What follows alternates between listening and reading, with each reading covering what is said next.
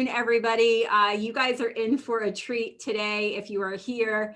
I am so excited to have Laura Strunk on with us to really go over the disc. I have a couple of questions before I turn it over to Laura, and I'd love for you guys to use the chat section. We still have a lot of people that are going to be coming on as we do this as well. How many of you just went through Ignite through our Keller Williams New England region? Throw that in the chat there. Let me know if you've just gone through Ignite. I'd love to see how many of our Ignite students are here. I see Lisa, your hand up. I only could see a group of Jennifer. You know what? We're new friends on Facebook. Nice to see you, Jennifer. That's awesome that they're jumping on. That's so cool. Yes. You know, Laura, we spoke about the disc in Ignite, but it was just so briefly, and they're going to get so much out of today's class. They're going to love it. Now, how many of you have taken a class either by Laura or about disc before? Throw that in. Or unmute yourself. You can talk. We're okay with people unmuting, right, Laura? Yeah, of course. Yeah. Like I haven't taken a class, but I've done a disc profile. Disc profile. All right. Yeah, I've gone through the disc. Oh, Matthew was one. Matthew, did you come to every single Ignite class? Well, yeah. Congratulations. I want to applaud you for that, because you know what? Not everybody commits to every single class. So congratulations on that.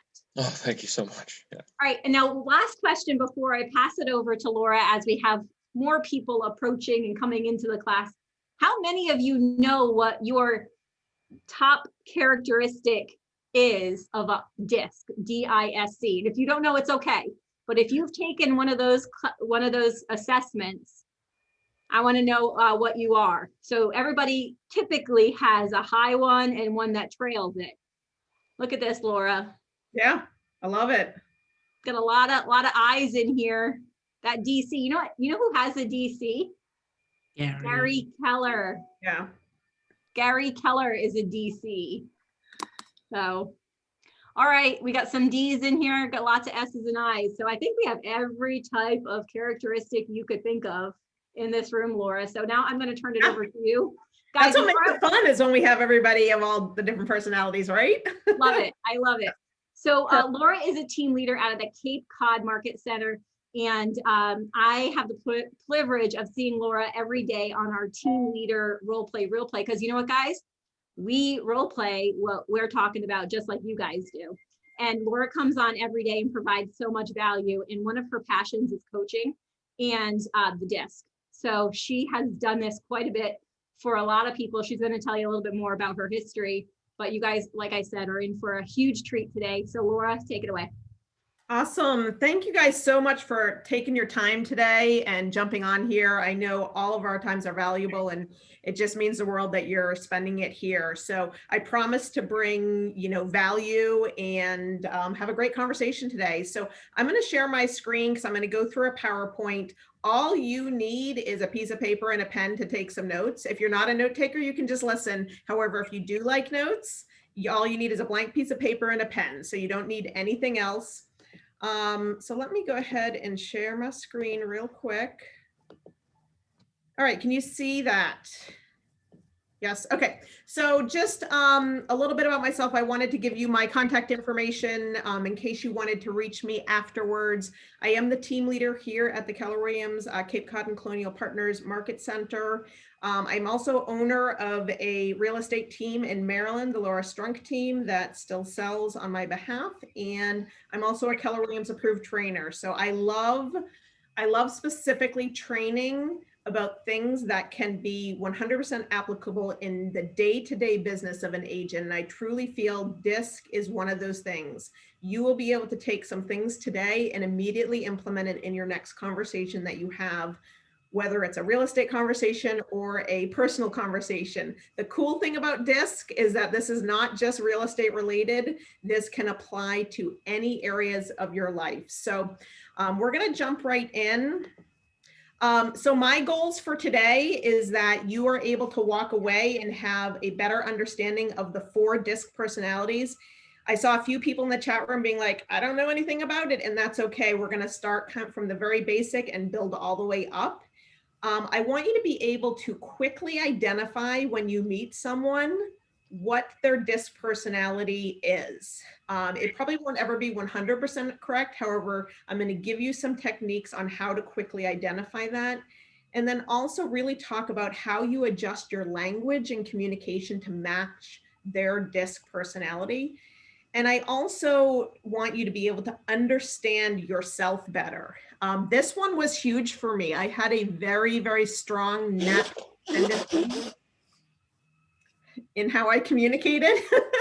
And, I realized, or what I was finding is that some people that I would communicate with using my natural loved it. We would just flow. It was so easy. It's like every time I talked to them, we were on the same page, we were in sync. And it was like, oh my gosh, can I just clone these clients? And then I would have the same communication with someone else. And it was like every time I'd get off the phone, I'd be like, I cannot wait to hit that delete button at the end of this transaction and delete them from my database, because every single conversation is difficult. And that is because I was just using my natural communication skills and not making adjustments. So being able to understand yourself better so that you can adjust is a big piece of this as well. I have one ground rule and one request. Okay, so the ground rule that I have, and this is just from learning experiences, please, as we're going through the DISC personalities, do not say out loud or put in the chat something like, oh my gosh, I hate those type of people. Okay, because most likely there are people in this room that have that personality.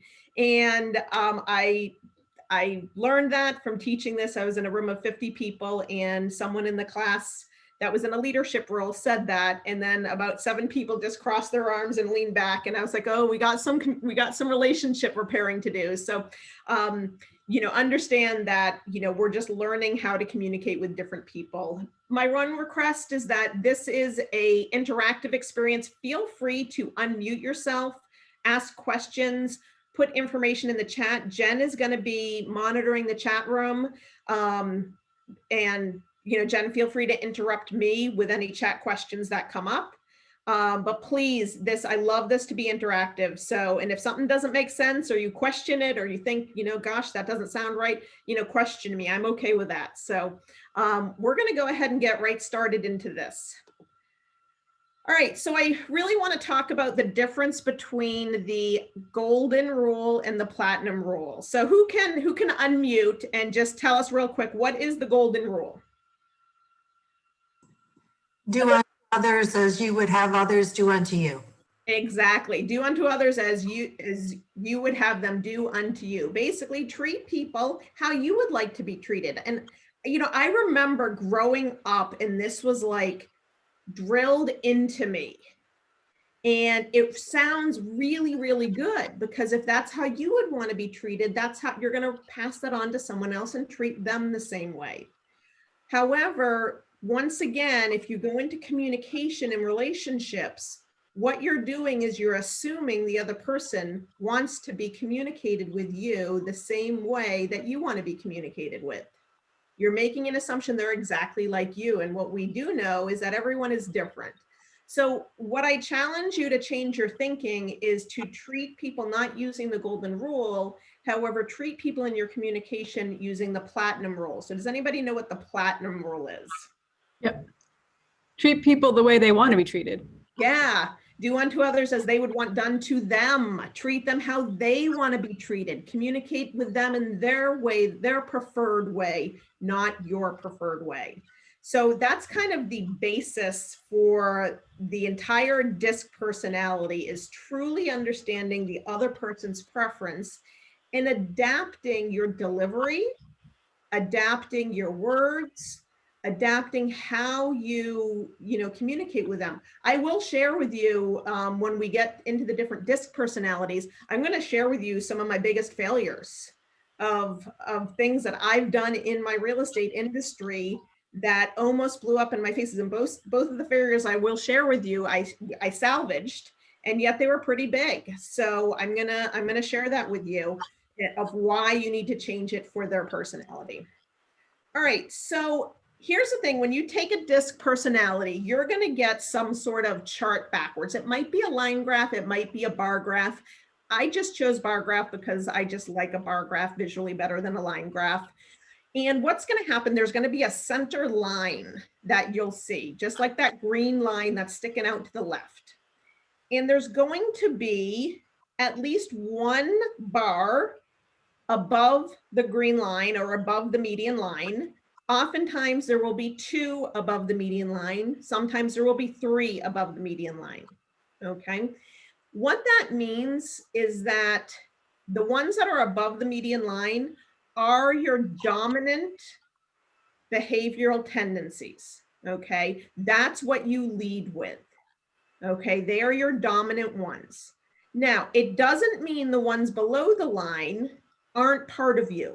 So when we go through the DISC personality, oftentimes the comment will be made to me and will say, you know, I really feel like I'm a C, but I also could be a this and a that. And I'm like, well, because you are. We all have every single behavioral tendency within us. It's just what is our dominant and what isn't our dominant. Now, the majority of the population will have two dominant behavioral traits above the line, just like this graph. Okay, so this person would be a high DC. Now, if the C line, if that pinkish reddish line was higher than green and the green was lower than red, but still above the line, that person would be a high CD. So you always list the one that's the highest first and then the second one next. But majority of the people have two dominant behaviors above the line. Okay, so when you do feel like, gosh, I feel like I'm a this and a that, well, most likely you have two dominants. Okay, so that's very, very normal. Okay, the second most common that you will see is you will see three dominant behaviors above the line. Okay, so in this case, this person would be a high ISD. In that order. Okay, it doesn't mean they don't have C, it just means it's less. And the final, and this is the smallest portion of the population, is something like this. Someone that has purely only one dominant above the line. I'm a high I, I'm a high D, I'm a high S, and that's all, that is their dominant. Once again, they still have those other traits. However, it just means they only have one dominant. Now, what you have to understand about your dominant behavioral tendencies, Jen, I'm going to have like the chat room kind of, I'm going to ask a question, have them chat the answer. If you can kind of tell me what the common answer is or what Sure. So what do you think happens when a person is stressed, whether it's time stress, money stress, whatever stress it is? Do you think their dominant personality trait becomes more pronounced, or does it come less pronounced under stress? A lot of less, more. Now it's more. More is the dominant right now. Okay, it is more. Under stress, your dominant will come out. Okay, so that could look like something, you know, think about either yourself or people you know, and let's imagine that you're a person that likes things to be correct. Okay, you like things to be right. You don't like a lot of mistakes. Well, when things are easy and there's not a lot of stress and there's not a lot of big decisions, you might not be worried about something being correct or right or compliant because you're not under stress. But imagine you have to make a big decision like buying a house, right? And so now the stress has gone through the roof for someone. Their dominant behavior of wanting something to be correct or right is going to skyrocket through the roof. And all of a sudden, that person is going to be worried about every single comment and wording that the home inspector wrote on that home inspection report. And every single defect that was mentioned now needs to be corrected because they're under stress in that moment. So what happens sometimes for people is they know a person in a social setting or maybe a work setting. They know them outside of a real estate transaction, and they kind of seem like they're pretty easygoing and not too worried about details or things like that. And then they start working with them as a real estate client, and the stress has now gone up because they're in a stressful situation. And all of a sudden that behavior pops out of the sky. And it's like they're like picking apart every single word and piece of information you're giving them and saying, that's not right, that's not correct. Da, da, da, da, da. And you're like, I don't understand. Where did this person come from? It's because their dominant personality came out during stress. So understand that happens to you too, as you know, this is understanding yourself. So be really careful. This is where I still get tripped up myself, is, you know, in my own real estate business and in my role as a team leader, is when I'm not super stressed, my dominant tends to even out and it doesn't appear too high. And yet when I'm under stress, it goes real quick and it comes right out and people are like, whoa, where did that come from? That's an opportunity for me to continue to grow through my behavior. Now, prior to me understanding it, it used to be there all the time. It's hidden now until I'm under stress. And Jen can I'm sure can tell you a few stories where she's seen it come out of stress and it will pop. So, you know, this is something that you have to understand about yourself. So when you're dealing with a real estate transaction, let's say, we can be under stress too as real estate agents. And you have to be really careful. You could have great communication with the client because you're at an even keel, but in that stressful moment when something's fallen apart 3 days before settlement, you find out there's, unreleased liens on the mortgage and settlement's not going to happen and your clients are going to be homeless, because they've already sold their home. You got to be careful that your dominant trait doesn't get out of control, because you want to continue those relationships and continue moving forward to getting to that end goal. So I just always like to mention that at this point. Any questions, Jen, coming up about the graphs before I move on from the graphs? No graphs that I see, but I have questions from people about if they could take an assessment, and I'm going to throw one in the file section. Mm-hmm. It's from the Abelson group. It's what we use here at my market center. And if you're interested in taking a disc and you haven't taken one yet, I'm going to throw the instructions right in the chat for you, and I will email those results right back to you once you get them done. Awesome. Thanks, Jen. That's a huge gift. That's cool. Be careful, by the way, of because you can find free disc assessments online. They're only about 84 or 86% accurate. I can't remember which percentage. So just be careful of those. So definitely use the one that Jen's putting in the chat room.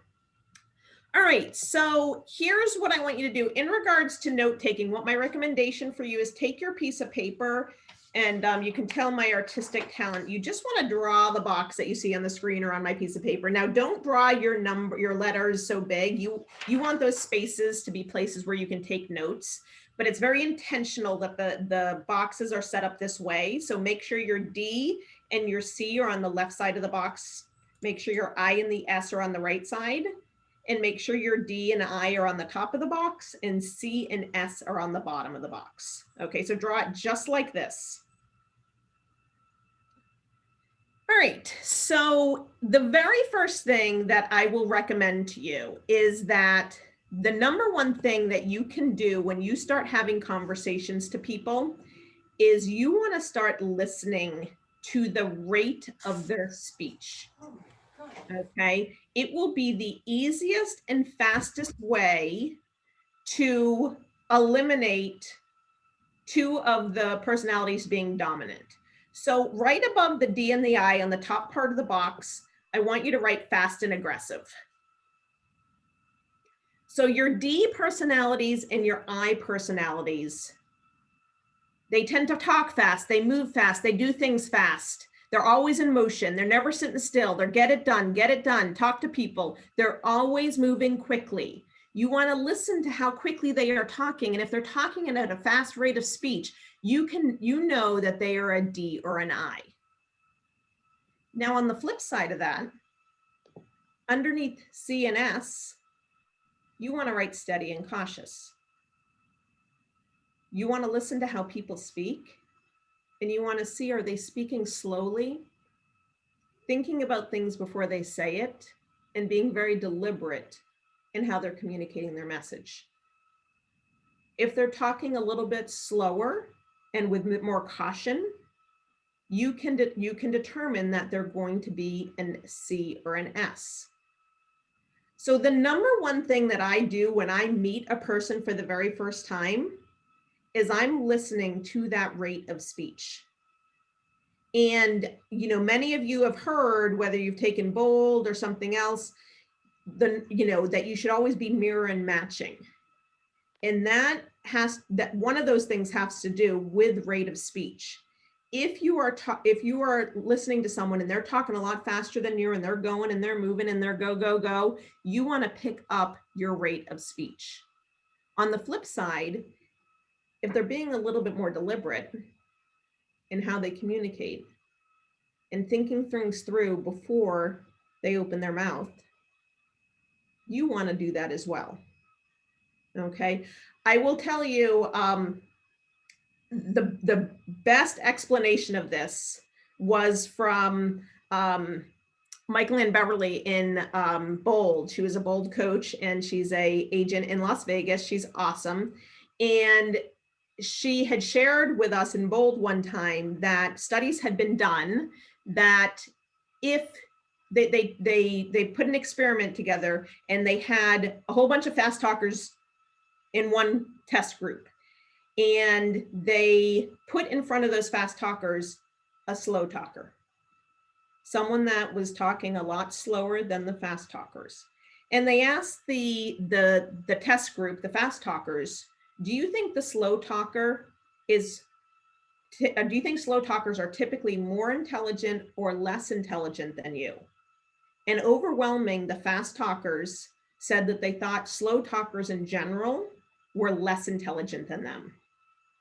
And on the flip side, they did the flip of the experiment. They put some slow talkers in a room and had some fast talkers come in.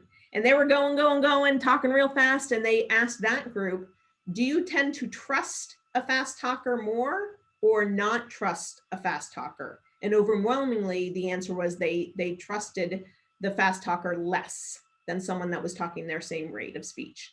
So if you are speaking a different speed than the person you're speaking to, whether you're talking faster than them or slower than them, they either don't trust you or they don't think you're smart.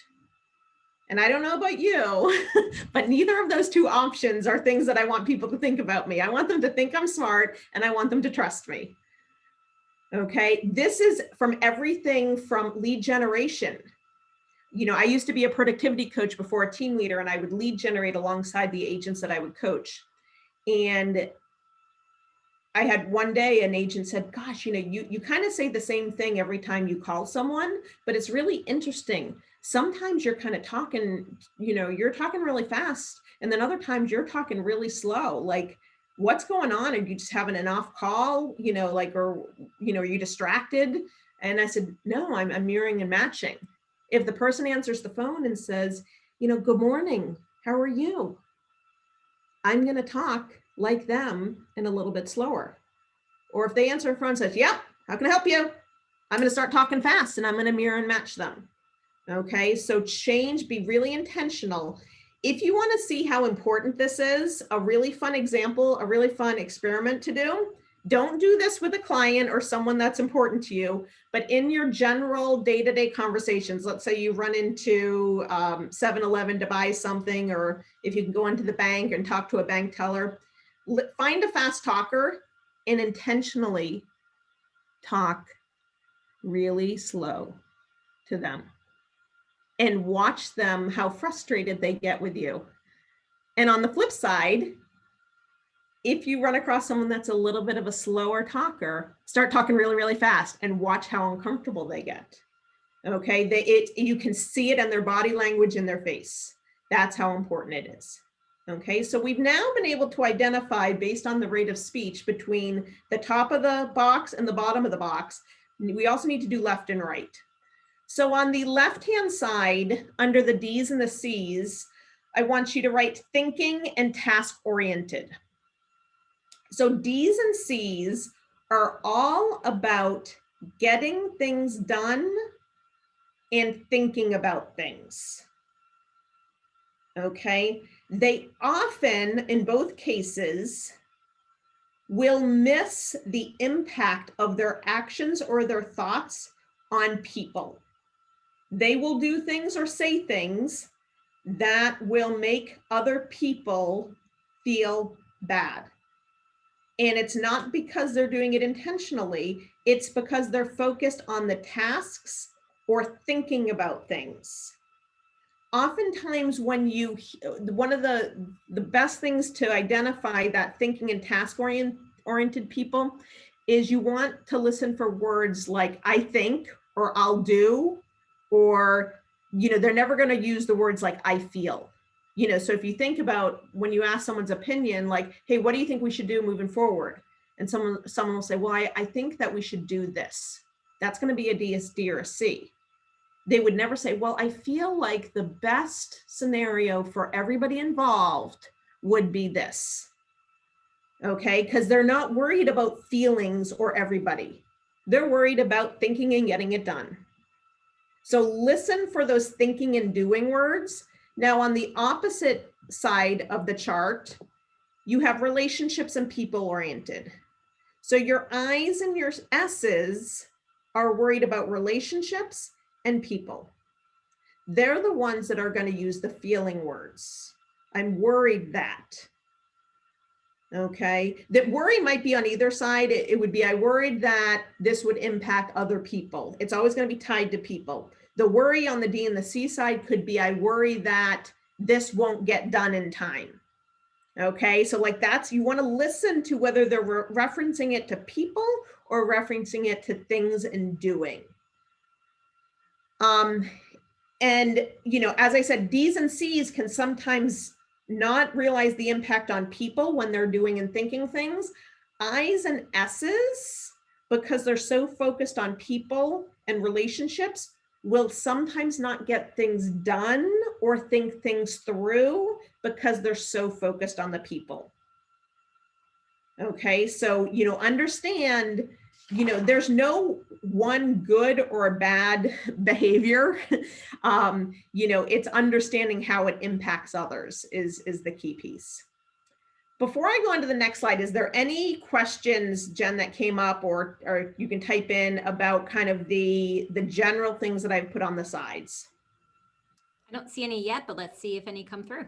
Okay, awesome.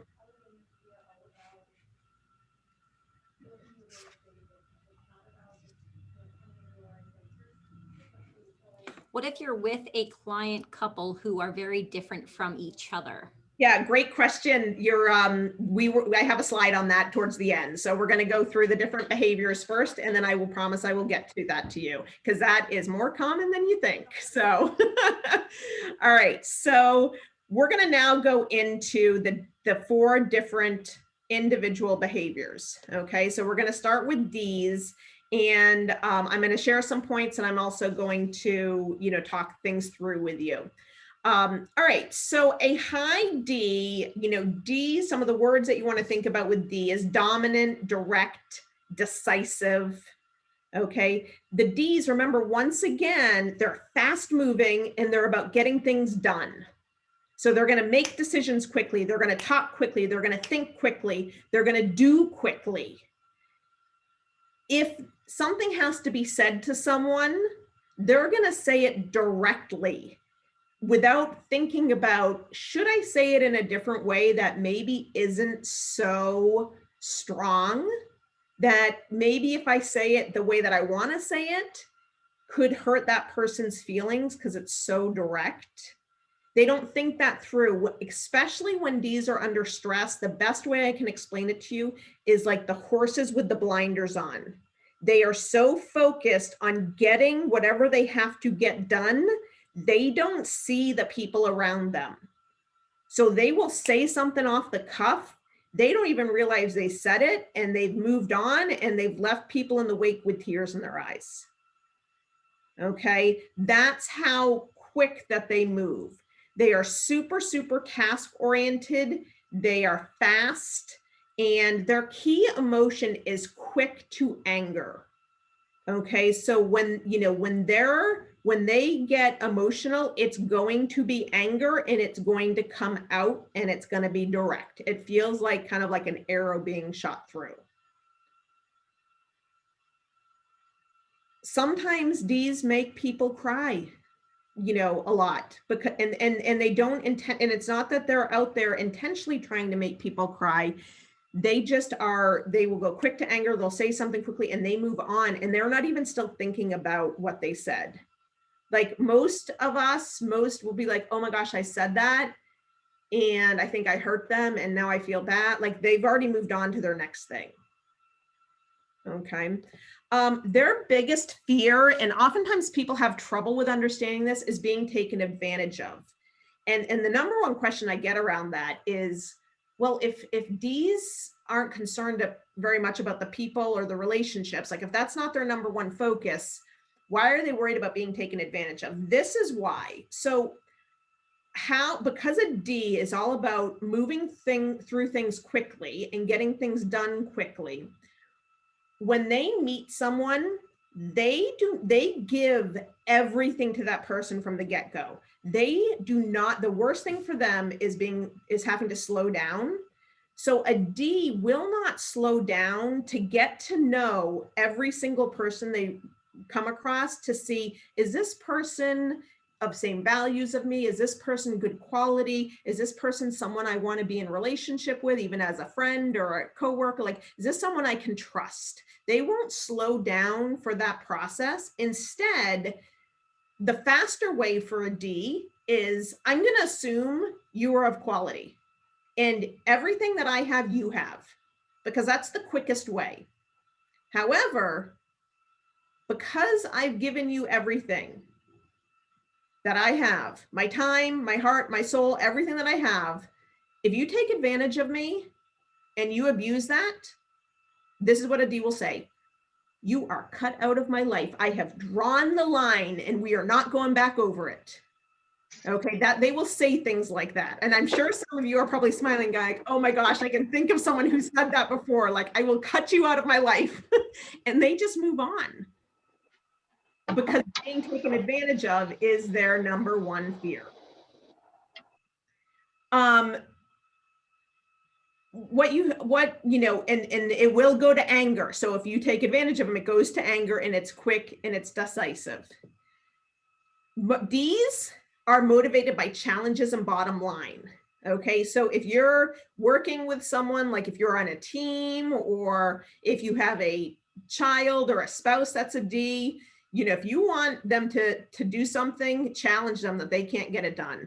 It works every time. They fall for it every time. They love getting stuff done. Now, I can tell you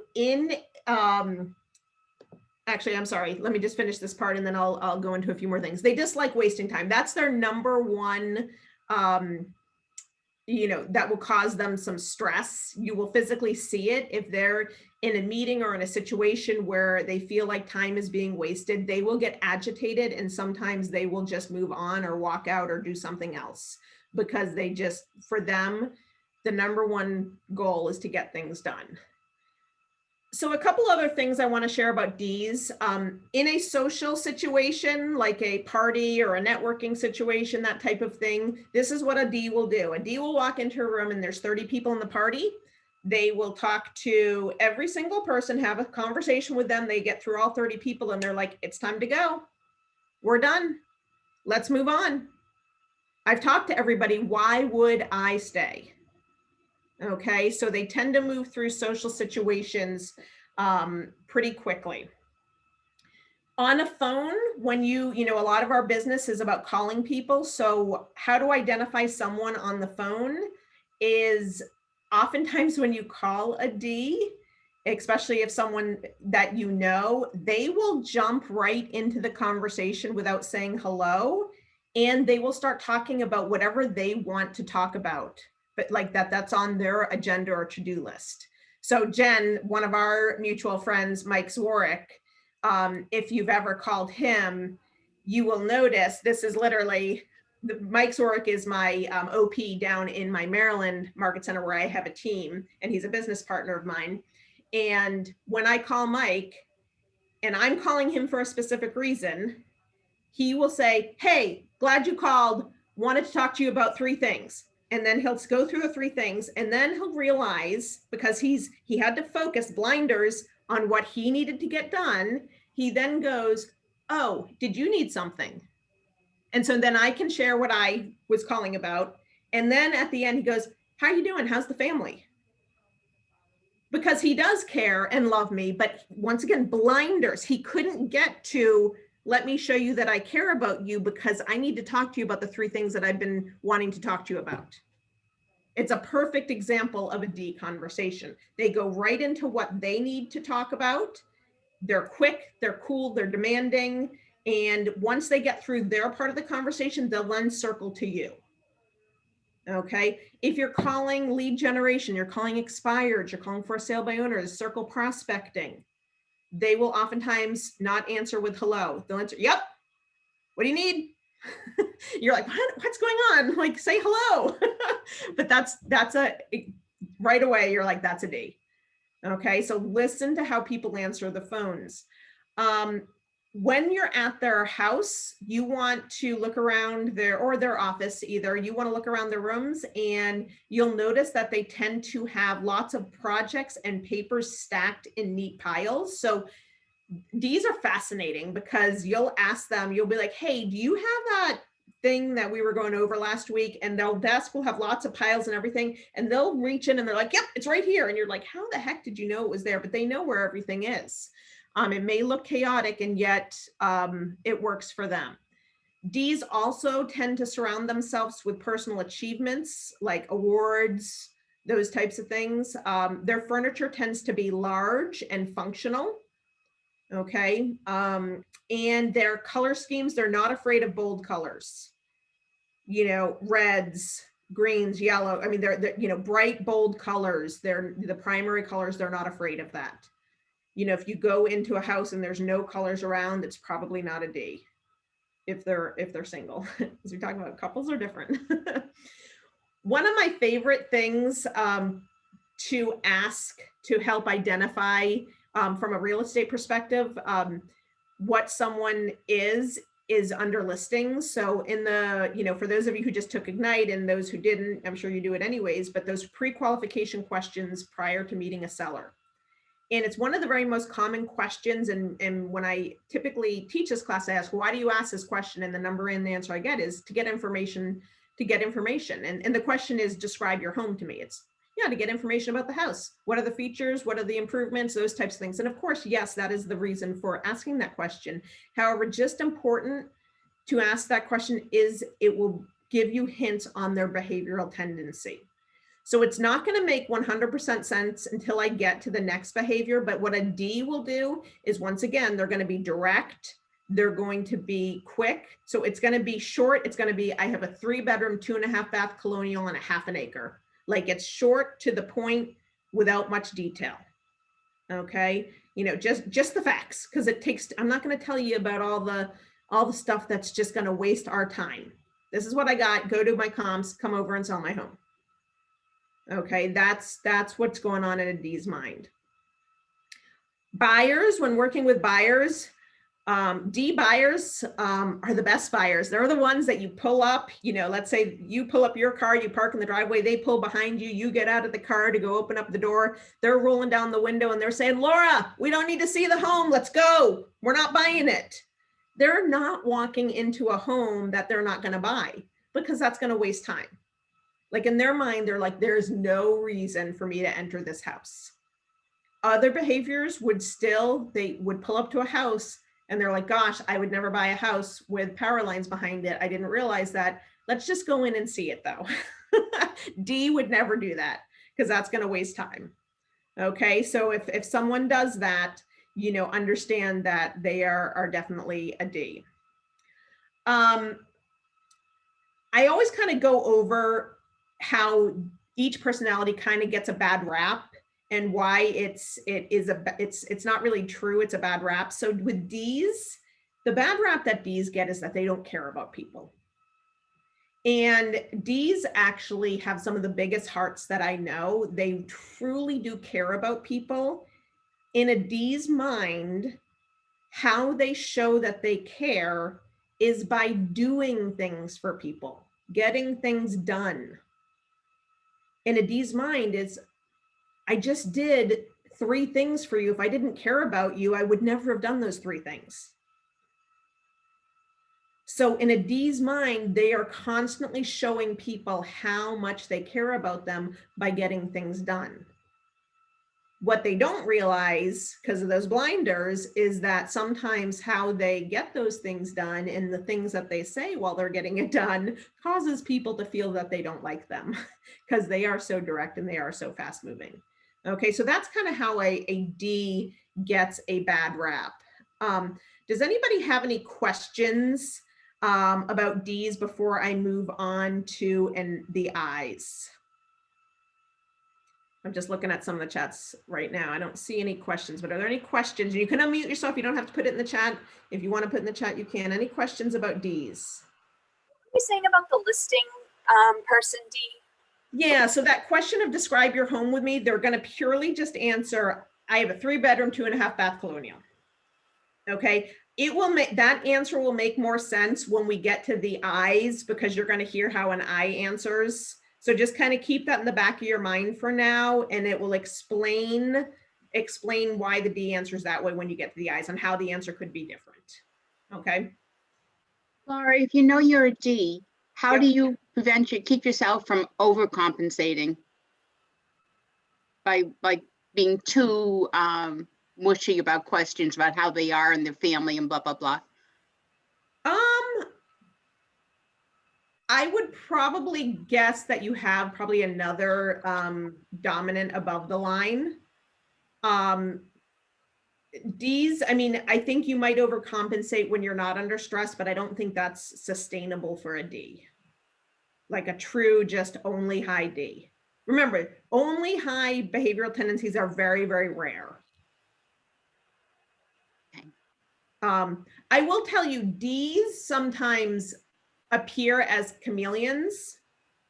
So D's often will hear, gosh, I don't think you're a high D. You seem like you care so much. Like sometimes you'll hear that, or like, you seem like you're very social. And the reason is what a D does know, because remember, they're focused on getting to their goal as fast as they can. So sometimes a D, will appear as something else because they know that's the fastest way to get something done. So a D sometimes will be like, I need to go really into this relationship and slow down and be very relational with this person because that's the fastest way for them to hire me. So they can be a chameleon sometimes. Because I find it stressful if I'm going in for a quick answer, then I have to have a prolonged, how are you? How is this conversation? And it's very stressful. Yeah. So, I mean, and you're the one leading that conversation, or they are? Probably a situation where I would be leading it, or I call for information. Yeah. So I think what that sounds like is you want to maybe work on some scripts around how you can be relational and caring quickly in the beginning and then transition to going right into your D. Okay, sounds good. Yep. Thank you. I have a There's question. Yep. Sorry, I'm gonna, there's a question in the chat from Tyler Smith. Tyler, could you unmute yourself and just tell us a little more about your questions? Yeah, absolutely. So you were talking about on the report, there's a line, and then you have anything above the line is dominant, anything below the line. Is that line fixed at, say, 50, or does it change on every report?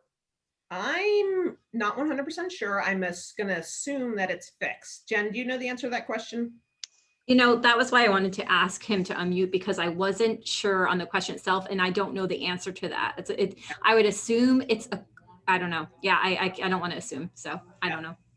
So the reason I'm asking is because I did an assessment back in June, and I've got 3 that are over 50. 2 S and C are at 77 and another is at 60. And I think in your intro slide, one of them, you were talking about the different cases. You could have, someone would just have one, others would have two and three, so on. I just was trying to understand where I would technically fall. I believe based you have on that. 3 above the line is what I'm thinking. I was just Okay. gonna say, if I could jump in, just because I'm personally one of those people that has 3 above the line. Yep. I was told when I first took it and was coached around it that anything above the 50 line is technically what you are. So, and you go by whatever's highest to lowest. So for me, I'm a CSI. So as you've been saying, Laura, like as everything goes, I see as the highest. So that's what's the most natural for me. But I can easily adapt and have conversations with people, and also that I can show up sometimes too. Yeah, cool. I'm CSI too. Nice to meet you.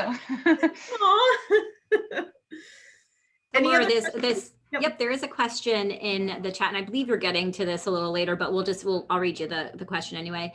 Is there a best practice for managing a conversation with somebody who has a strong D personality in terms of getting them to slow down and let you speak?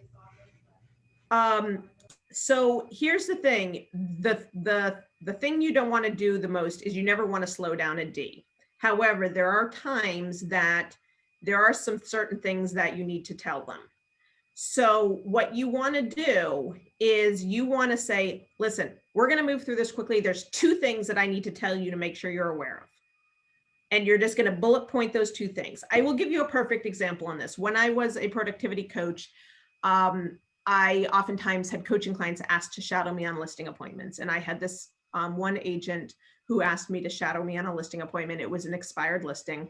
I knew the expired listing was going to be a high D. I didn't realize how high of a D they were. I sent them the pre-listing package ahead of time. We went on the listing appointment. I go in there and normally I kind of go through my listing presentation and talk about certain things and advise, and I could tell within a minute that he was already frustrated with me wasting his time. And I said, sir, what is most important to you? He goes, I want to know what you can sell my home for and how long it will take. I said, sir, I can sell your home for $300,000. It will take less than 30 days. He goes, great, let's sign the paperwork. Before we signed the paperwork, I said, there's 2 things I want you to know. And I went over my communication policy with him. And I went over with him is what happened if it didn't sell after 30 days. And at that point, he signed the paperwork. We were in and out of the listing within 19 minutes. Now I'm sitting there going, this is an agent who'd been in the business for 2 weeks. And I'm like, oh no, like I've just been a really poor example for this new agent. So I said to her, I said, Juanita, I said, come down, there's a school down the road. Let's meet in the parking lot. So I go down there, she gets out and she's like, is that how they all go? And I'm like, no. I said, this is what happened. This is why I adjusted it, da, da, da, da, da. And, so if I had just continued, there were other things that I wish he would have known. And there were other things that normally I would share with the seller that would have avoided some of the things that came across during the transaction. And I had to manage it at that time. And it was a little bit more difficult. However, if I had slowed him down, I would not have gotten the listing agreement signed. And he said to me at one point, he goes, I hired you because you were so quick. Did that answer that question? I know that was a long example for that answer. Yes, thank you. Yep. Anything else, Jen? Yeah, please, I I- have a question. Go ahead. Can we say that the personality doesn't have patience? Yes. All right, thank you. Yep. Yes. Yep. Yeah, to the extreme. I'm laughing because I'm not laughing at you. I'm laughing because it's to the extreme. I'm laughing at the D's that I know that are not patient. Yes. She's laughing at me. Yes. I have a question. Yep. Well, I have one client right now with whom I'm selling 3 properties, but he's a major, major D, and he's also abusive. I think it's the extreme of a D. Is there any suggestion you can have besides saying to him, please, please don't speak to me this way. Please be more respectful, whatever you can think of. So my recommendation to you is when you have someone really, really aggressive, you sometimes need to mirror and match that aggression. I'm not, please don't misinterpreting. I'm not recommending you be abusive, but even just saying, please don't talk to me that way. That is what I would say is I would say, stop. We're not going to continue this if this is how you're going to talk with me. When you're ready to have this conversation, give me a call, click. Like, you got to match their aggression with a D sometimes. And I'm not He's saying, actually, what's he's that? he's actually driven me to that, if not more, because I've unfortunately hung up on him twice, but I cannot, the abuse is unbelievable. Yeah. And I mean, and here's the thing, I never want anybody to abuse anyone. And so sometimes, you know, this may be a situation that you want to refer them out. I mean, if they, you know, if it's not It's in $2.5 million. As soon as I close, I'm done. Okay. Yeah. So if you're already in the process, but it's, you know, try to you know, what I always say is, you know, work with clients that are going, you know, of all personalities, but that are going to treat you without being abusive. Nobody should be abused by anybody is my, you know, for moving forward with future clients. But yeah, I would, you know, I would just keep saying, we've talked about this, you know, we've talked about this, sir. I'm not willing to have a conversation. If you're going to treat me like this, call me when you're ready to have a civil conversation. Jen, any other advice you'd give around that? You know, I just put in the chat the book, Fierce Conversations by Susan Scott. Laura, I believe you've read that, and it's a really heavily used book by KW. I suggest it to anyone that has conversations. So I think that's all of us, right?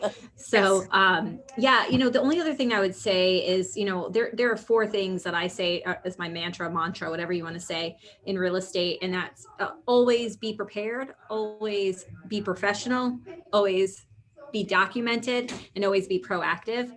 And you know, I don't remember your name who was just speaking, but you know, when you were talking, it sounds like you are staying professional, and it's really hard when somebody's talking to you that way. But I encourage you to stay on the professional route, and you'll get to the end line there. It's really hard at a certain point to retain your professionalism. Yeah. And you may want to do the majority of your communication via email. You know, good idea if he would open his emails. Yeah, no, I know. Or texting. I mean, you know, that's the default that I go, and then you're at least covered by saying I communicated this to you. So thank you. Yeah. All right. So we're going to, due to time, we're going to move on to eyes. All right. So eyes are all about influencing, interactive, impulsive. Okay. They are the people that you are just attracted to. You know, they're the types of people that they walk into the room and the whole energy shifts. Everybody kind of feels it. They know that person's there. People are just, you know, they're attracted to that person. They have tons of influence. Okay. Their key emotion is optimism. Okay. They are always going to see, you know, how something is going to work out. They love, remember, they're fast moving and they love people. So they get energy by meeting as many people as possible and interacting as many people as possible. They love new people and being in the center of something. You know, if they're in a room, they want to be kind of in the center of the main action. That's what gives them energy. So if you think about that, if their main goal is to interact with as many people as possible, you have to be optimistic, right? Because nobody wants to be around, like, you know, the Eeyore that walks into the room, like, you know, the person that's a little pessimistic and always sees the rainy clouds. You know, that's not someone that is influencing or interactive. It's an optimistic person.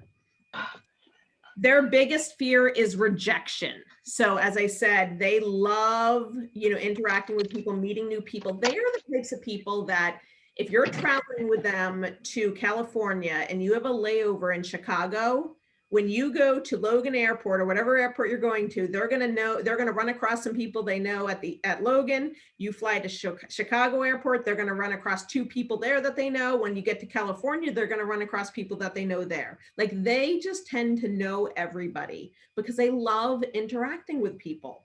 They love being that center of attention. Okay.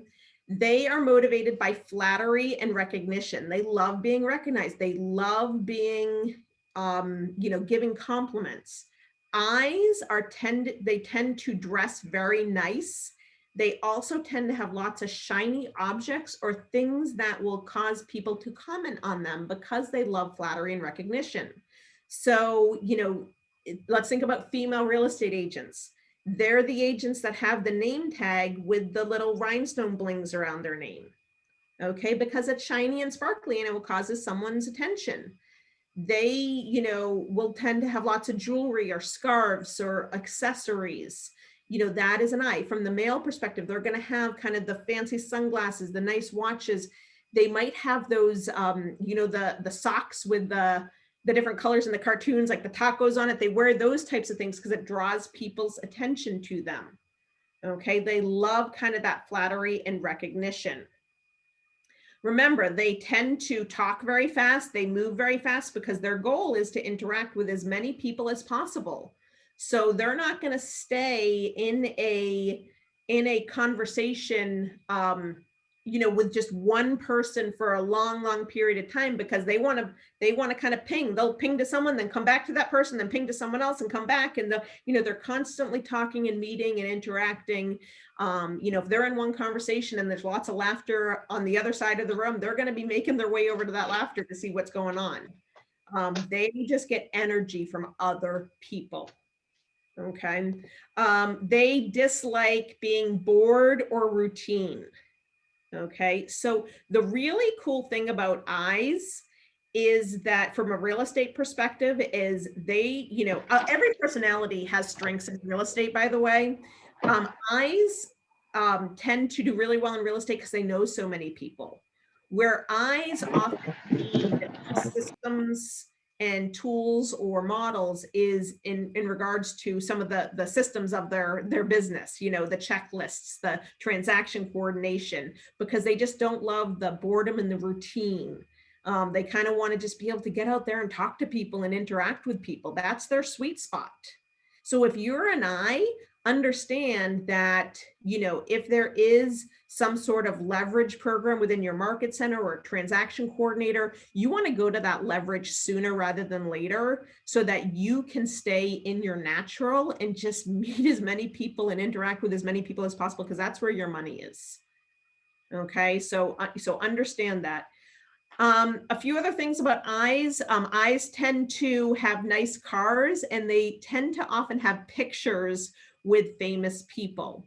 So I will tell you a really funny story about that. I was at family reunion one year, and I was at the MAPS coaching clients event that they have every year. And I was with a high eye, and Diana Kokoska came into the room, and the high eye grabbed my arm. She goes, "Oh my gosh, we got to go get in line to get a picture with her." And I looked at her, I'm like, no, we do not. I will stay here. You can go take your picture. She would not have been able to leave that room without the picture with Diana. And in my mind, I'm like, there's no reason for me to have a picture with Diana. I love Diana. However, that was just super important to her. She absolutely needed that. Eyes tend to, once again, have a lot of acquaintances, but very few close friends. Okay, that their close friends are small in number. However, they know everyone. Oftentimes, eyes are easily distracted. They often go on to the next new thing. Like if there's a new gadget or a new iPhone release or that type of thing, they're usually one of the first people to get it, because that will cause people to be like, "Ooh, you got the new iPhone. Like, tell me about it. Do you love it?" Like, that's an exciting conversation piece for them to have. Now, how to recognize an eye on a phone, and I'm going to totally exaggerate this here, but their voices are often very animated and their speech is varied with lots of emotions and vocal inflections. So it will sound something like this. "Oh my gosh, I'm so glad you called. The most amazing thing happened today. You'll never believe it. It was fabulous." Okay, so they're going to have lots of highs, lows, emotions here and there, lots of inflections. In their conversation. Laura, this is making me so uncomfortable because I sound like that on the phone. No, that's awesome. You are such an influencer. Don't be uncomfortable. People love you. You're the people that people want to be around you at all times. You're the person that people want to know. Don't be uncomfortable with that. There's 90 people on this call right now that are like, gosh, I wish I was that person that people wanted to be around. So own that. You live in that world, girl. It's a great world to live in. I'm not blingy though. I have to say bling is not my thing. Yeah. And as I said, there'll be pieces of everything, in each behavior. The other thing that you should know when calling an I or when you're in their home, they tend to have a lot of background noise. So they're the type of people that walk into the room and they turn on the TV and they might have the music playing and they're talking on the phone, and like there's just lots of noise, and that just doesn't impact them. But if noise is a thing for you, you'll be like, oh my gosh, how do they even think with all this noise going on? Okay, so you can kind of listen for that. In their home, they also like colors. They like to have everything where they can see it.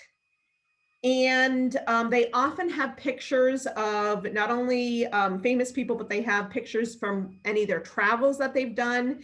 And it's always going to be with who they're with. It's going to be like group pictures and that type of thing, where they went and who they were with. I know that in today's world, the most common thing that people ask for, or something that's very popular in a house, is having an open floor plan. I can tell you though, I would never live in a house without an open floor plan. So if you go into a closed floor plan house, you can guarantee it's not an I. It doesn't necessarily mean that an open floor plan is an I, because other behaviorals like it, or everybody kind of likes that. That's the trend now.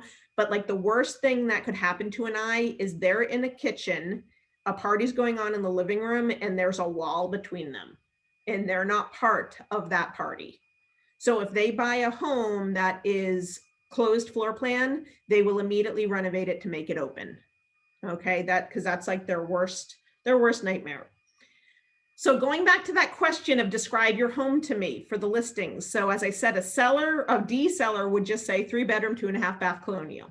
An I is going to talk about the events, the social events that have happened in their home. So they're going to say, oh my, I have a 3-bedroom, 2.5 bath colonial. We're located at the end of a cul-de-sac, and in the summer it's awesome. On every Friday we have happy hours in the cul-de-sac, and we block it off with cones, and we sit out there on our chairs, and they'll talk about the social things that happen in their house or in their neighborhood. Okay, so listen for when someone's talking about social events when they're describing their life or their house. That's typically an indication of an I. Buyers, when looking at a home, sometimes an I buyer will look at a home that they're not interested in because it's fun. So an example of this, you open up the door, you walk in, and it's disgusting. It has, shag carpeting, green shag carpeting, and the old paneling from the 70s. And they'll be like, oh my gosh, this house is so disgusting. Let's see how bad the kitchen is.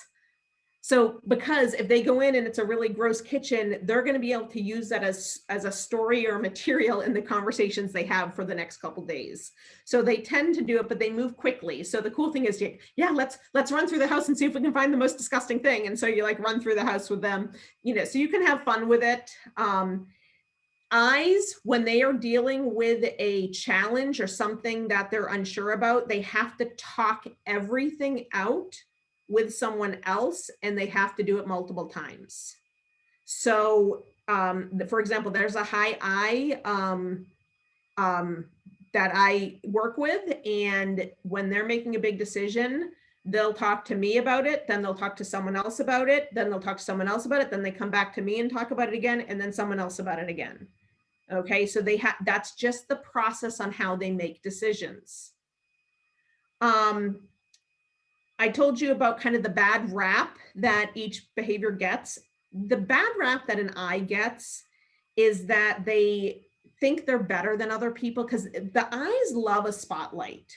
Then when they walk into a social environment, literally they're like, I have arrived, the party can start. Because in their mind, nothing happened exciting until they got there.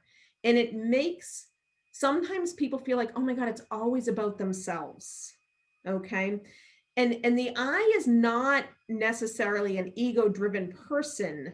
They talk about themselves, or they put the spotlight on themselves because they're trying to make connections with other people. They're trying to find a common ground. Okay. And they're trying to kind of be inclusive and bring people in. And the only way they know to do that is to be the center, to bring other people in. Because if they're on the exterior, they don't have as much influence. And so usually I's actually, because their biggest fear is rejection, is they actually have a very low ego, or like they are worried that they're not good enough. So it's actually the opposite of the bad rap that they get. But there's a high I in my market center in Maryland, and I remember when I first joined and someone's like, oh, you got to watch out for so-and-so because it's all about her. It's the so-and-so show. And I'm like, what? And, met her, and I, started paying attention, and that's kind of the first impression she gets, but it's only because she's trying to pull other people in. And she actually has a very, very low ego. So, you have to, be careful about assuming just because I is putting the spotlight on themselves that they have a large ego. Okay. Questions about I's?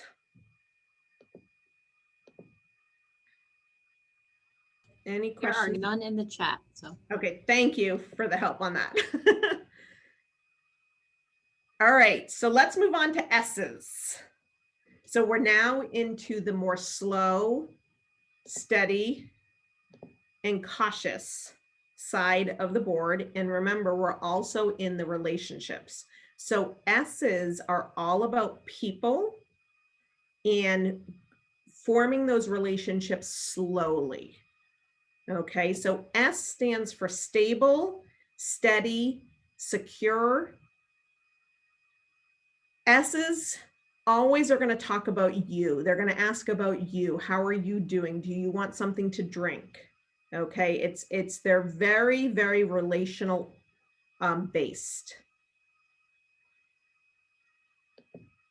Their key emotion is they hide their emotion. And this confuses people also, because if they're about relationships and people, why do they hide their emotion?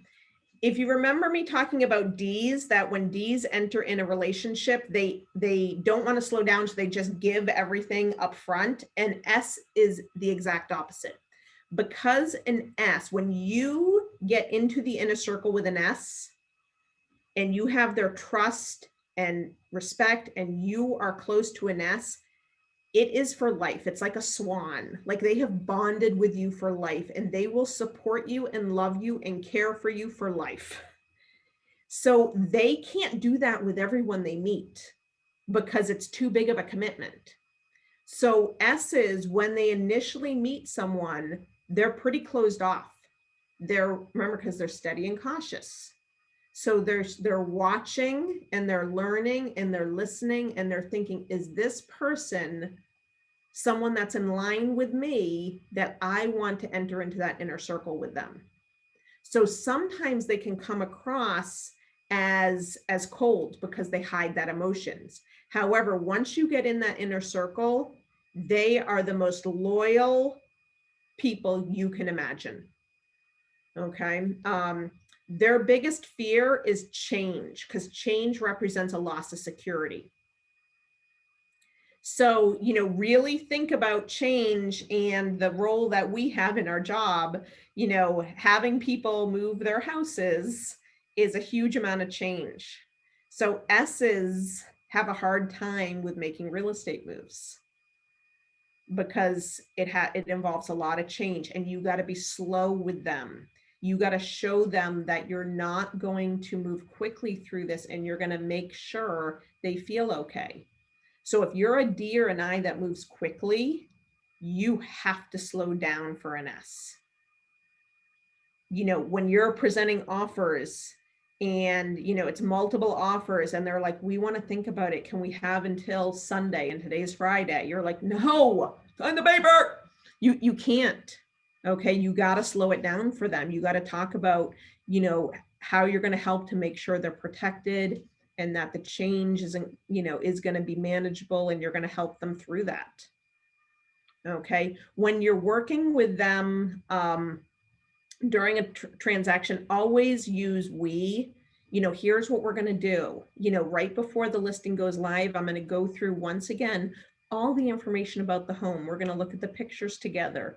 We're going to make sure the listing is exactly how you want it to be before we go live. And whenever I'm asking you to make a decision, we're going to make sure that you feel okay before moving forward. Even if that's not your natural, that's how they need to be treated. Okay. If you're a single agent, you use the word for we as the team with them. If you're on a team, you're going to use, our team is going to be working side by side. You're now part of our team, and we're going to work together as one entity. Okay. You gotta always talk around that.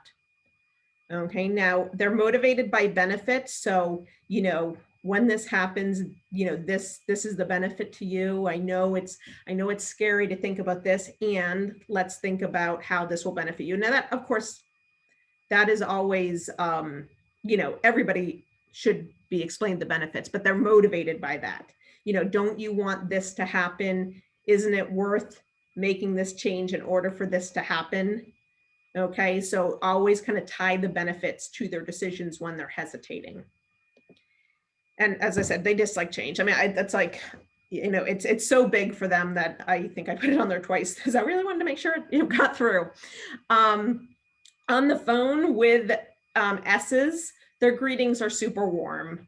They do prefer face-to-face, but they are okay with phone as long as it's warm. Don't go right into business. Give time to talk about them, how things are doing. So like when you're calling an S, especially if you're a DNI, and you have to talk to them about something and you have 10 minutes, don't make the phone call then. Wait until you have 20 minutes because you need to give them the time to feel comfortable. They love using first names. Okay, so use your first names with them. Okay. And, get to know them personally and let them know you personally as well. They're in this for the relationship. So they need to know, like, and trust you. That's why I always recommend on pre-listing presentations. And, when you have like the bio about yourself, include personal information about yourself. Because people connect with you because they know, like, and trust you. If they don't know anything about you personally, you never give them that chance. It's huge with an S. I will tell you my biggest failure around an S, and that has to do with the face-to-face and also change. So about 7 years ago, I had a listing with a high S and an older couple, and they both had S's in them. And we had their listing on the market, and I went on a cruise. And so I didn't have cell phone reception, and I had prepared them ahead of time that Janine on my team would be handling the transaction. I introduced them to Janine, via email. She called them and introduced herself. And I thought that was enough. My failure was I didn't explain to Janine. At that time, my team did not share what we thought the DISC personality was. After this, we did. So I did not share with Jean how much of an S they were. And the 2 nights before we got home from the cruise, they got 2 offers on the listing. And one was a great offer. Janine set up an appointment for the next day at 5 o'clock to go over the offers with them. In Janine's mind, it was a phone appointment. In the client's mind, what do you think they thought it was? In-person appointment. So Janine calls them at 5 to go over the offers. And because there's now a lot of change, there's a new agent, there's an offer that they have to consider, and they have to make a move after they accept this offer. It does not go well. And they tell Janine, you know what, we're not accepting either offer, and we're going to take the home off the market. So fortunately, it was the next day that I was entering the dock, and I get cell phone reception. I have a text from Janine, and it was, call me immediately about so-and-so. And my team doesn't usually have reactions like that. So I was like, okay, something's going on. And in my email, I have an email from the client, call me immediately. And I'm like, oh gosh. So Janine keeps me abreast of the situation. I immediately call the client. I said, listen, I'm going to be back in town tomorrow. I'm not going to talk you out of changing your mind about keeping your home on the market. I just want to sit down and talk with you about what happened. Can we meet in person at 10? So I met with them at 10 and I just sat there for 45 minutes and let them talk. They probably talked only 15 minutes about the situation and then they just talked about other things. At the end of the 45 minutes, I said, Laura, is it still too late? Because we actually would like to accept one of those offers. And I said, well, no, I actually brought it with me. Let me pull it out of my little bag and we're going to sign it.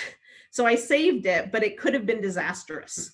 So, you know, make sure if you're on a team, people know what behavior tendencies are, and they do prefer face-to-face, by the way.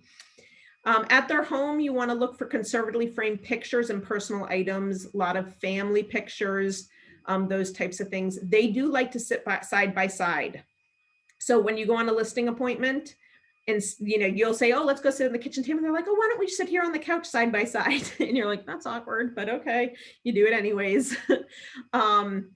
That question of describe your home to me, they're going to tell you the story about their home. So they're going to say it's a 3-bedroom, 2.5-bath colonial. And, you know, we bought this home 30 years ago when we were pregnant with little Johnny.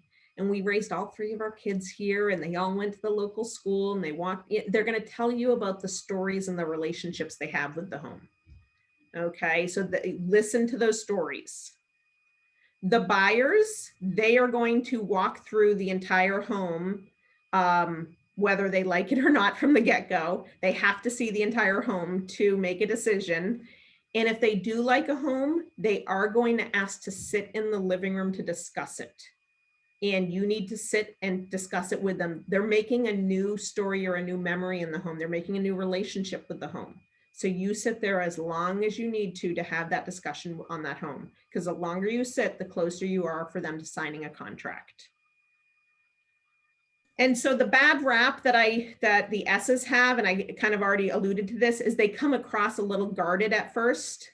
Like it's hard to get to know them, like you don't know where you stand with them. And that's because they don't know where you stand with them yet. And sometimes it comes across as that they're cold or guarded. And it's really just that they only have so much. If they bring someone in, you know, they only have so many people they can bring in. So they have to go slow around that. It doesn't mean that they are cold or that they don't care. It just means that they're still trying to feel you out. So just be patient with them. I will tell you, S's, you get 5-10 S's as in your database and pour into them from a relational standpoint. They will refer you so much business, you will never go hungry. Because they refer, when they pull you in that relationship, they will do anything to protect you. And that's refer you lots of business. So true, Laura. That, I mean, hands down, so true. We do have a question in the chat. Sure. It says, can your disc profile change? It typically does not change after like age 23, unless something traumatic happens in your life. And I don't mean this to minimize the experience at all, but I'm not talking about a divorce. Like I'm talking about like, you know, a death of a child, the death of a loved one, your house burnt down, like something that truly changed kind of your perspective on life. That's really the only change that happens for your natural. What changes over time is you have a better perspective on life and on people and relationships, and you've naturally learned how to adapt to people. So that's why it does feel like you change, but I think it's just maturity, to be honest. Your natural actually doesn't change. Okay. All right, moving on to C's. All right, C's are compliant, correct, and controlled. So remember, they're steady and cautious, and they're all about thinking, okay? They want to make sure things are done right. That is their number one concern. Their key emotion is fear and risk aversion. Their biggest fear is not being right, okay? It's inaccuracy. So C's oftentimes can come across as cold because they are slowly trying to determine if it's a right decision. And they're not typical, they don't typically communicate their fear around being correct or right. They just get quiet. So they come across as very cold at times. They truly would rather not make a decision than make a wrong decision. They will analyze everything. Okay. Their biggest fear is criticism about being wrong about something. If a C feels rushed to make a decision, they will shut down or they will fire you. So if you're working with a C and they're collecting data and information and analyzing and thinking, and you're like, you're going to miss this opportunity, you got to make a decision today, this is your best chance of getting this home, they're going to shut down or fire you. Like, this is that when agents call me and say, like, I was working with these people and then we found the home and now he won't return my call. Yeah, that's because you pushed him and he was a C. He shut down on you. Okay. So, just understand that they're motivated by correctness. They want things to be correct. And they dislike things being wrong or things go wrong. Be really careful with a C not to give fuzzy or incorrect information. So an example of that, like in real estate, is, let's imagine you're looking at a home and there's a water stain in the ceiling. And the client says, what do you think that's water stains for? Most of us can look at it and say, well, I think the bathroom is right there, so probably the plumbing runs right here, and I'm guessing it's probably a plumbing leak. For some of the other personalities, that would be an okay answer.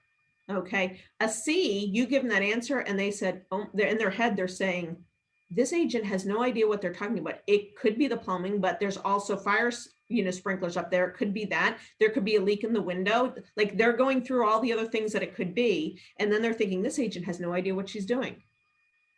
So a better way to answer that would be, you know what? That's one of the things we'll make sure that the home inspector will look at great detail. We'll also ask the other agent to see if the seller has any information on what did happen. It could be a handful of different things, and let's try and get clarifying information on that. They're like, yes, you are exactly the type of agent I want to work with. Okay. In your mind, you're like, it's a plumbing leak, the toilet is right above it, but you can't go that route. Okay. You got to kind of speak in their language. You will always want to say, like, I will research that and get back to you. On the phone, they're going to be very formal. They're never going to use nicknames. So if their name is Michael, they're not going to go, hey, Mickey. They're going to use, hello, this is Michael. It's going to be a formal greeting. They are time conscious individuals, so they don't waste a lot of time talking, because they're not relationship or people based. So they're going to get right to the point. And if they feel stressed, they're going to dig their heels in and retain their ground. At their home, they're going to be extremely organized. They are the people that have the spice racks labeled, the electrical panel labeled, everything is highly neatly organized. They like monochromatic colors. So I know it's in style right now, but like the grays, the whites, the blacks, they're not going to have a lot of bright popping colors. Okay. The listings, describe your home to me question. They're going to tell you 3 bedrooms, 2 bath, colonial. They're also going to start telling you about all the mechanical things. They're going to say, we upgraded the electrical panel 2 years ago to 200 amps. We added extra insulation in our attic. The plumbing has been, we removed the copper plumbing and we added, they're going to tell you all the mechanical things that they've done to the house. Oftentimes with C's, they've replaced all of those things, but the kitchen is still back in the 1960s. And they'll say things like, yeah, we didn't replace it because these cabinets are much better quality than the ones the stuff you buy in Home Depot today. So they'll make comments like that. Buyers, when they're looking at homes, it's hard to demonstrate on Zoom, but I'm going to do my best. Okay. So I'm going to just back up a little bit. This is what a C buyer does. They walk into a room. They're quiet because they don't like a lot of just nonsense talk. They're going to look up, down, around the room, and they're either going to ask a question or they're going to say, okay, and then go into the next room. So the best thing that you can do when showing homes to a C buyer is don't give a ton of fluff. Like, don't walk into the kitchen and be like, oh my gosh, this kitchen is so beautiful. Look at the big windows and the skylight. There's so much light coming in. The C in their head is saying, this agent does not know what she's talking about. Doesn't she know that skylights leak all the time and the windows are not energy efficient? So this is going to cost me tons of money. I have no idea why I'm going to trust this agent. Instead, you walk into the kitchen with them, let them look around, and before they say that okay to you, do you say, do you have any questions that I can clarify for you? No. Great, let's move on. Or they're going to ask a question and you're going to say, okay, let me write that down. I'm going to make sure I get that information for you. Okay, so, you got to just be very controlled with your conversation around them. Your bad rap, the bad rap that C's get is that they have unreasonable expectations. Oh my gosh, they want everything. They want all the details. They want this, like that. It just enough is enough. Like nobody could do this. And it's not that they have unreasonable expectations of other people. And they also have like high standards. Like, what do they expect me to be perfect? And it's not that they have expectations of people. It's they just want things to be right because they're scared of being wrong. They're trying to protect people, themselves and other people. And the best way that they can care about other people is to protect them. So they come across sometimes as cold or like being, oh my God, it's so hard to please them. They're just trying to protect you.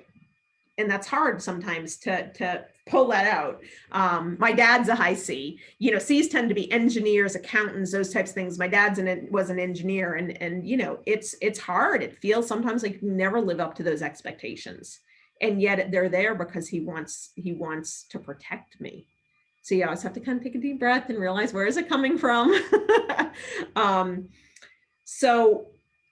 Any questions about C's?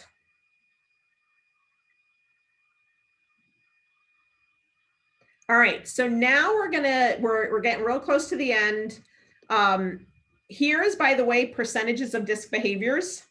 69% of the population are S's, 17 are C's, I's are 11%, and D's are 3%. And everybody always says like, no, there has to be more D's than that because like they're all around me. No, they're just loud and they let you know they're there. So they stick out more. But S's, so really go back to those S's, they're the ones you really got to nail because that's the majority of the population. Do you really think in the East Coast, in the community we're in, that this is applicable? This is nationwide, across the board. But we are very different in the East Coast. I know. I grew up outside of Boston. I get it. And yet it's I would probably say that, in the East Coast, it's kind of more common to be direct, but in regards to when you test for the natural behaviors, these still hold true. Interesting. Laura, does that mean that you just have some portion of each personality, or that you're like a full S? That's a great question. I would say that that's their dominant one. They can still have secondary dominant ones, but it's their dominant one on the study that I read. Okay. Yep.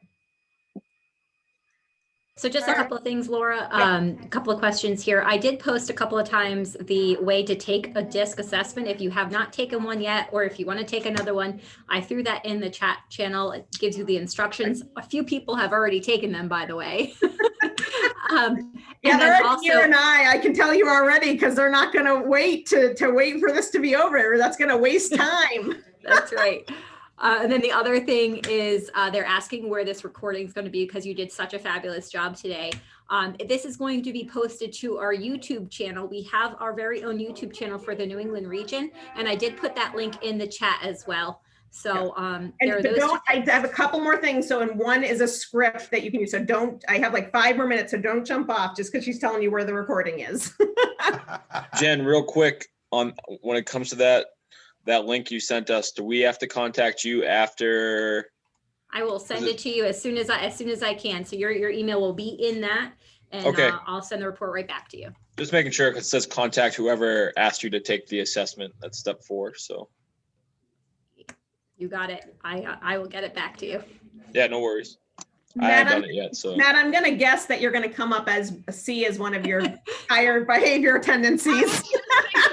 I was just thinking the same thing. I'm actually a high S, I'm pretty sure. Well, yeah, let me know how it comes out. I'd be curious, okay? Yeah, I love it, I'll give Jen permission to send it over to you, Laura. Oh, please do. That'd be awesome. I'd love to see it. All right, so I'll get to other questions at the end. I just want to get through the material, within the next 5 minutes, and then I'll stay on for questions. So here's in regards to the couple question and also who you have the hardest time relating to. If you are a D, the hardest person that you have to communicate with is an S, and vice versa. So S's have the hardest time with D's. And guess what, folks? D's marry S's and S's marry D's. And on the flip side, C's have the hardest time with I's, and I's have the hardest time with C's.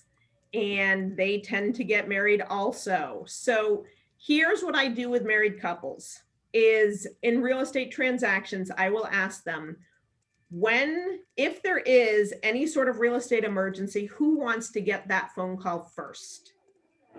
And typically the dominant person will say me. And so that is the dominant, and the second person is the less dominant. So you want to speak like 60% of the times to the dominant and 40% in the way of the less dominant. Jen, can we mute that or? Thanks. So, you just want to just kind of shift through, it's a balancing act. So you got to just kind of flip a little bit, and you talk to one person and you talk to the other person slightly different. If you're talking to them at the same time, talk to the dominant in the dominant style the most of the time, but then kind of switch over to the less dominant one, like 40% of the time. It's hard. It's probably one of the hardest things to do, but that's my best advice that I can give you. So they both feel included. Don't assume the one that's the loudest is the dominant. Okay, sometimes the more quiet one is the dominant. All right, here is my elevator script. What I'm going to ask you is put your pen down. Okay, just listen. Okay, I promise you, you will get a handle on this script by just listening. When I first learned about, and this is the last thing I'm going to share with you, when I first learned about the DISC, this script was shared with me and by Jim Fischetti in Keller Williams, and I used it to help identify people. I would say it for every single buyer and seller presentation. So it goes like this. You say to them after they've hired you, and you say, okay, I want to ask one more question of you, and I promise you I will tell you why it relates to real estate, but just answer it honestly and just trust that it has to do something with real estate. I know it's not going to seem like it does, but just trust me. And they say, okay. I say, okay, I want you to imagine it's a normal, regular day. You are not stressed. And you are going into an office building, and there's an elevator. There are 4 types of people that get onto the elevator, and I want you to tell me which one you are most like on a normal, regular day without any stress. The first person comes into the elevator, and as soon as they go in, they push the floor they're going to, and they push the closed door button over and over and over and over again until the door closes. The second person comes in, they push the floor that they're going to, they put their arm out through the door, and they're looking in the lobby to make sure there aren't any lost chicks that need to come into the elevator. The third person comes into the elevator, they push the floor they're going to, and by the time they get to that floor, they've talked to everybody, they've met everybody, they told everybody what they're doing and who they are, and they've made everybody laugh. And then the fourth person comes into the elevator, they push the floor, they stand back in the corner, and they look at the weight capacity on the sign, and they're trying to determine everybody's weight to see if they're going to crash in the elevator. Which one are you most like? Okay, so let's see if we can get these. You guys can go ahead and unmute. What is the push button over and over and over again? What personality is that? The D. That's the D. Yes, absolutely. The hold the door open to let the little lost chicks in. Yes. That is an S. Yeah, they care about people. The talk to everybody and let them know who they are and where they're going. That's a big old lie. They love interaction with people, and the crash and burn calculating the weight capacity is the C. Okay, very important. You have to ask the push the button has to be number 1 and the C has to be number 4. The reason for that, when you ask, are you the, you go through this, if you're with a high D and you say, are you the person that comes in, and you push the button and the door closes over and over again, they're going to say, you don't need to tell me the rest. That's me, that's me, that's me. So they're a D. They won't hear the other 3 options. The C has to hear all options. Even if you gave it to them first, they would listen to all 4 options. Now, when they answer, you then have to relate it to real estate. So if it was the D, I would say, awesome. What that tells me is during this real estate transaction, one of the most important things to you is that not only do we get you to your end result, but we do it smoothly. Do we do it quickly without wasting a lot of time? How does that sound? And they're like, that's awesome. That's the exact type of agent I want to work with. The S's, when they say they're the hold the door open, you say, great. What that tells me is that during this transaction, it's important that at every step and every decision, we make sure we're both on the same page and that you're comfortable moving forward. And my commitment to you is that I won't make any decision without making sure you're comfortable first. How does that sound? And they're like, exactly, that's the type of agent I'm looking for. I'm like, I know, it's a miracle. If they're the I's, I'm going to say to them, awesome. What this tells me is it's important that we get you into this new home and that we're going to do that, but we're going to have fun along the way. We're not going to let, I'm going to take the stress and all of the details off of you, and we're going to just get you into that perfect home, and we're going to make it easy peasy. And they're like, perfect. Because the last time I bought a home, it was so stressful and I hated it. Okay. And then the C's, you're going to say, awesome. What this tells me is that during this entire transaction, the details are important to you. And my commitment to you is that I'm going to ask you if there's any other information that you need in order to make a decision. And my commitment is that I'll get that information so that you can make an informed, correct decision. How does that sound? And they're like, perfect. Okay, so you tie it back in to them and their personality and how that works with real estate. That is fascinating. The elevator script. Genius. Any questions for me? Yeah, I would love to get that written down somewhere. I mean, I took notes about it, but the responses to the people that answer a specific way. I will get, Jen, what would be the best way to get that? I have to type it out because it's in my head. What would be the best way for me to get that out to people? If you send it to Cassie, we'll get it to the registrants here. Yep, just give me until Monday. I'll do it over this weekend. Okay, do you want me to follow up with you? I'm kidding. Totally kidding. Now, nice to have you here, Jen. Now, please. Yeah, right? All your different behavioral personalities come out. All right, let's get some ahas or questions. Laura, I can't say you did such an amazing job today. Everybody in the chat is thanking you and saying they loved it. I've already gotten emails about it. Any other ahas or questions for Laura before we jump off today? That elevator script at the end definitely tied everything together at the end. Put a little nice bow on top. It was awesome. Yeah. Anything else? So Laura, just as a coach, I would love to think about how this relates to lead generation. Like, I think that's a whole other class that you could teach. Oh, it is. Oh my God, it's such a whole other class. Absolutely. Let's brainstorm on that. Let's do that. When are you going to do it? I'll do it. I'm happy to do it. Laura, I think a good thing to do is to ask Mike Zork come in and talk about his responding versus reacting conversations. Have you had him go through that with you before?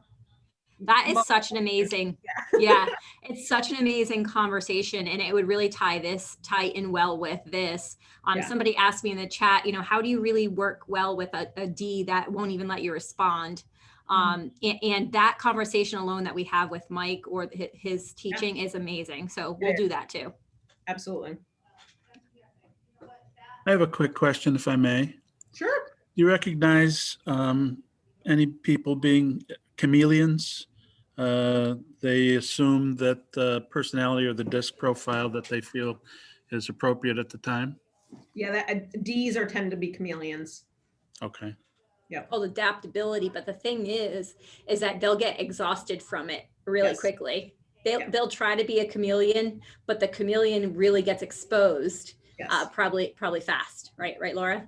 Yeah, no, they do. They can only maintain it for so long. Absolutely. And then they have to take breaks. Yeah.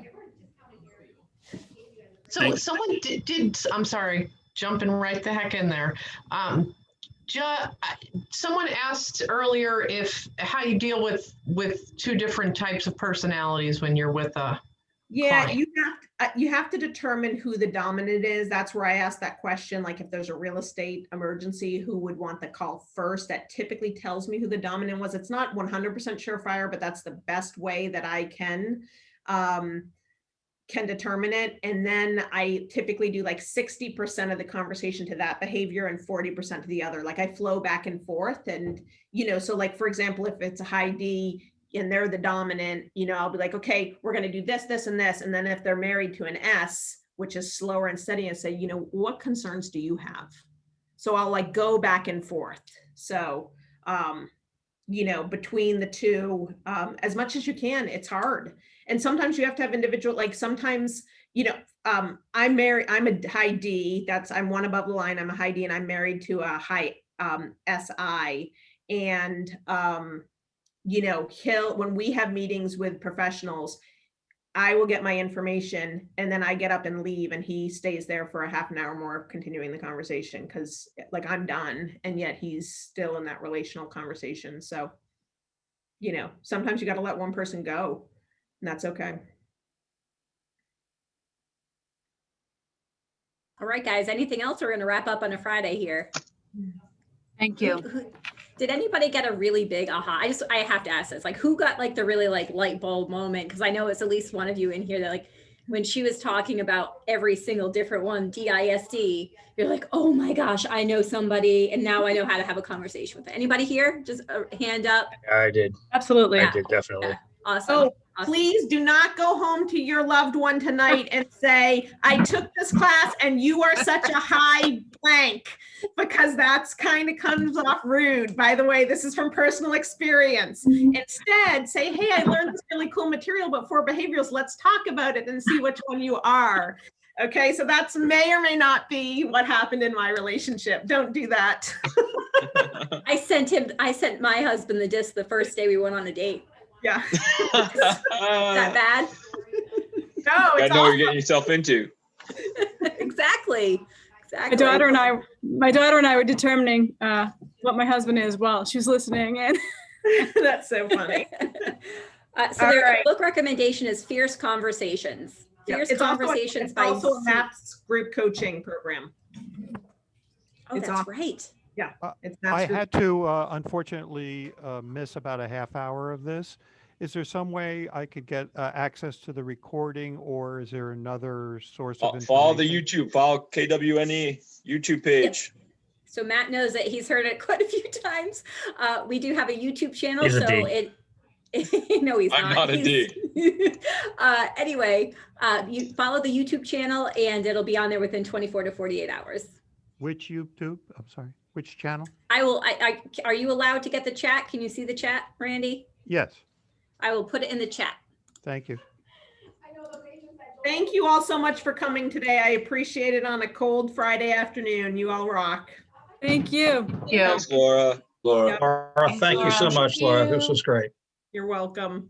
For all your coordination too. Florida. Has been doing. You're welcome.